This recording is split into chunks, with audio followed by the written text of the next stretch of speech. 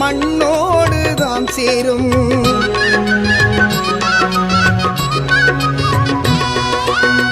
விழி என்ன தேடும் சபரி சந்நிதி தான் தேடும். தோள் என்ன தேடும் ஐயா துளசி மாலை தான் தேடும். சாமிகளின் நடுவிலே நான் பாடும் போது என் நினைவு என்னிடம் இல்லை, எல்லாமே சபரிமலை. எடுத்த பெயரை காண்பேன் ஒவ்வொரு பூஜையிலும்.